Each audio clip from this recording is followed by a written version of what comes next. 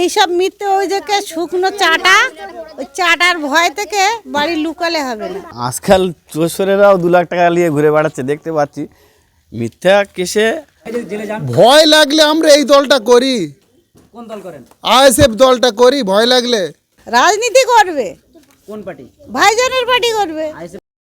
প্রিয় দর্শক, এই মুহূর্তে দাঁড়িয়ে আছি ভাঙড় বিধানসভা হাতিশালা গ্রামে। আর জানেন, এই হাতিশালা গ্রাম থেকে আইএসএফের এক সহকর্মী তিনি কিন্তু টিএমসি জয়েন করেছিলেন, এমনই কিন্তু সোশ্যাল মিডিয়ায় খবর এসেছিল।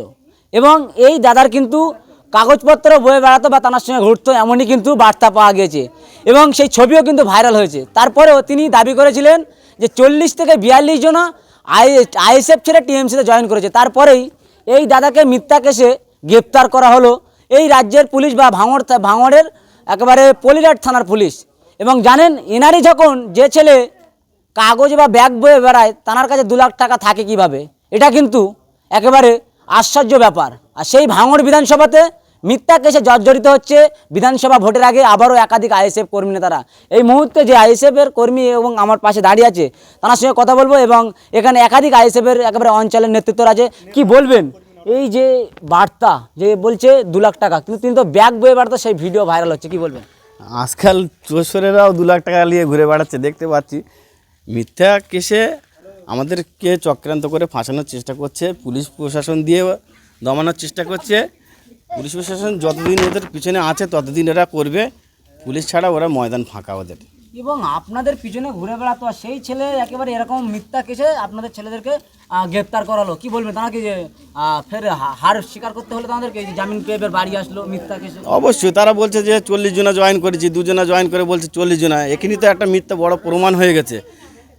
এই তৃণমূলের যে কটা সদস্য আছে আমাদের এলাকায়, একটা দেখাক যে কোনো কাজ বা কোনো চাকরি বাকরি কেউ কিছু করে কি, কোনো কাজ করে না, অথচ তাদের 3টে-4টে করে গাড়ি, তারা রাজমিস্ত্রি কাজ করে খেতে প্রমাণ আছে।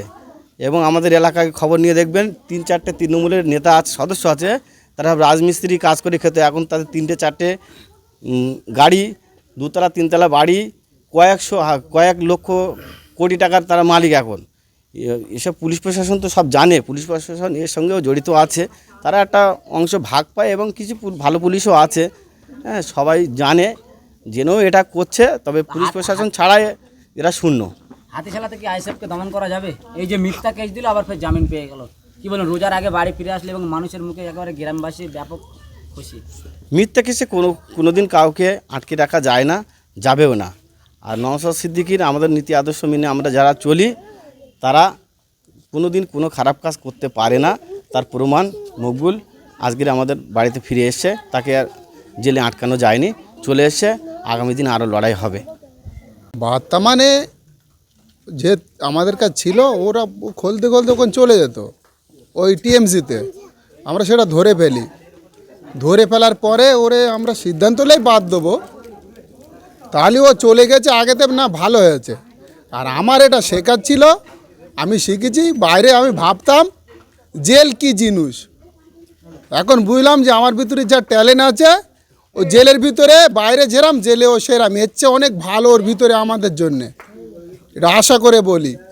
এই যে জেল খাটলেন, হ্যাঁ বলুন, রোজার আগে আবার ফের বাড়ি ফিরে আসলেন, কি বার্তা দেবেন মানুষকে, যে কতটা খুশি লাগছে বা কোনো ভয় লাগছে কি ফের জেলে যান? ভয় লাগলে আমরা এই দলটা করি। কোন দল করেন? আইএসএফ দলটা করি। ভয় লাগলে আমরা ভয় করি না, ওই জন্য আইএসএফ দল করি। যাদের ভয় লাগে তারা ধর প্রশাসন দিয়ে আমাদেরকে দমাবার চেষ্টা করছে, প্রশাসন দিয়ে। প্রশাসনের কিছু করার নেই, ওদের হাত বাঁধা, ওদের কথা হুকুম শুনতে হয়। ওই জন্যে করে আমাদেরকে এরম করলো, তা আমরা খুব ভালো। কি বার্তা দেবেন এই যে আইএসএফ করছেন, আবার যদি গ্রেফতার করা হয়, ভয় লাগছে না? কিসের ভয়? যে আইএসএফ করলে তো জেল খাটতে হবে। আরে জেল তো খাটতে হবে, কিছু জিনিস পেতে গেলে কিছু হারাতে হয়, তো ওই জন্য আমরা হারাচ্ছি। সময় আসলে আমরা যেখানে থেকে এসছি, আমরা তো 10-11 দিনের মধ্যে এসছি, 10-11 বছর করে আইনের মাধ্যমে তাদেরকে আমরা রাখবো। গণতন্ত্র হাতিশালার মতন এলাকাতে আবার ফের আইএসএফ করছেন, কি বার্তা দেবেন? এই একটা খাতারনাক এলাকা বারবার দাবি করা হয়, সাহস পাচ্ছেন কোথা থেকে? আরে আমাদের ভয় করে বলে আমাদের সঙ্গে এরম করছে, ভয় না করলে এরম করে, ভয় করে বলে এরম করছে। আর একটা জিনিস, যে একটা চিটকে না চলে গেছে, ও চিট কেনাটা বুঝতে পারবে, ওর জন্য আমার নিজের লোকের আমি শত্রু বানিয়ে রেখেছিলাম। ওই চিট কেনাটা বুঝতে পারবে, কতটা ধানে কতটা চাল, ওই চিটে বুঝতে পারবে, সময়ে কত হবে ওর সঙ্গে, এখন না। আপনার সঙ্গে তো ঘুরতো এবং আপনার ব্যাগটা বলতে দেখা যেত, তো কি বলবেন?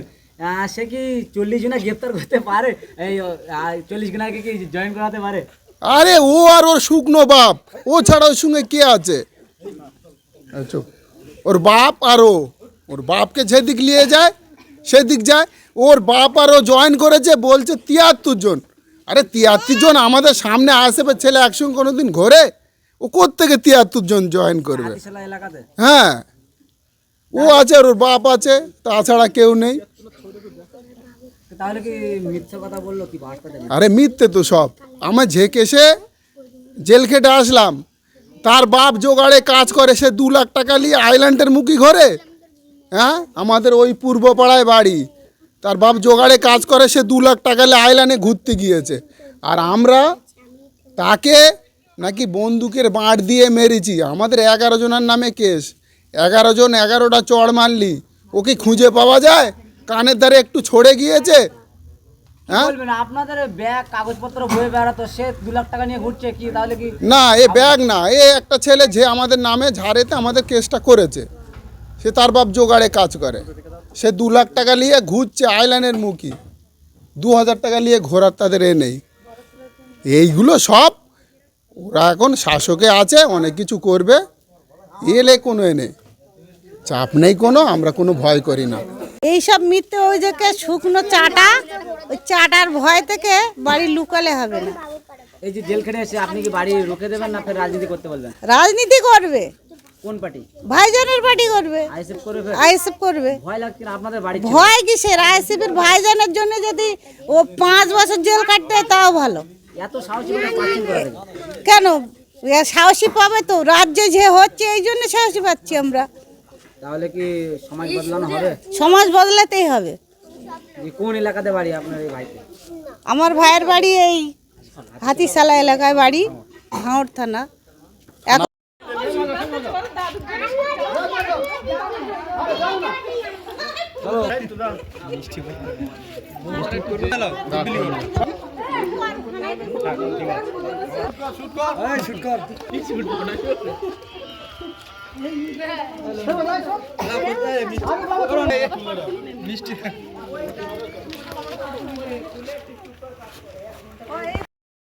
আমার কিছু জিনিস শেখায়, আমি শিখতে গিয়েছিল। ভালো হয়েছে, আমাদের মনে সাহস বেড়েছে। আমরা দুই ভাই মিলে একসাথে করে দিলে এটা।